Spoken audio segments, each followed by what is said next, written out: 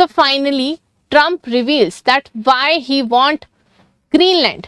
तो ग्रीनलैंड आज की डेट में यूएसए को क्यों चाहिए, इसके बारे में उन्होंने कुछ बातें करी हैं। तो आइए उसके बारे में जानते हैं।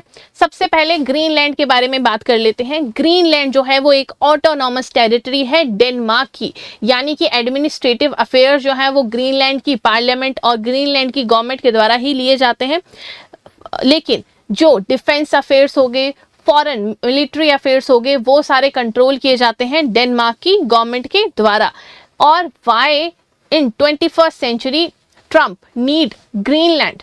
तो सबसे पहले ग्रीनलैंड की अगर हम बात करें तो ये स्ट्रेटेजिकली बहुत ही ज़्यादा इंपॉर्टेंट लोकेशन है, और ये आपको पता होगा परमाफ्रॉस्ट जो है उससे बिल्कुल कवर्ड है। लेकिन क्लाइमेट चेंज जैसे जैसे बढ़ता जा रहा है, वहाँ की जो आइस है वो मेल्ट हो रही है, तो कुछ टाइम बाद नेवल बेस भी बनाए जा सकते हैं और नेविगेशन पर्पस के लिए भी इसको यूज किया जा सकता है। एंड द पिटोफिक स्पेस बेस जो अभी हाल फिलहाल में तो यूएस के द्वारा ही कंट्रोल किया जा रहा है, लेकिन एक डिफेंस पैक्ट साइन हुआ था डेनमार्क और यूएसए के बीच में, जिसके तहत सिर्फ ये स्पेस स्ट्रेटेजिकली यूटिलाइज किया जाएगा यूएस के द्वारा। यूएस का इस पे और कोई कंट्रोल नहीं है।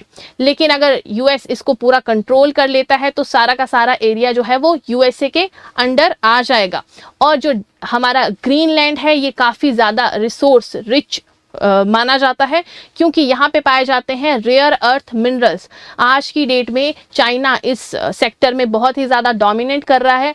अगर रेयर अर्थ मिनरल्स पे यूएसए का कंट्रोल हो जाए तो यहाँ पे एटलीस्ट 1.5 मिलियन मेट्रिक टन तक के रेयर अर्थ मिनरल्स पाए जाते हैं। और इसको कंट्रोल करने के बाद जो यूएस है वो अपना जो रिजर्व है रेयर अर्थ मिनरल्स का वो डबल कर सकता है। So that's why it is very important for USA. But अभी कुछ क्लियर नहीं है इसके बारे में कि ट्रम्प जो है वो इसको कैसे कैप्चर करेंगे या फिर इसको बाय करेंगे। सो जैसे ही फर्दर इन्फॉर्मेशन आएगी will share with you. So for more such updates do subscribe to our YouTube channel. Thank you so much.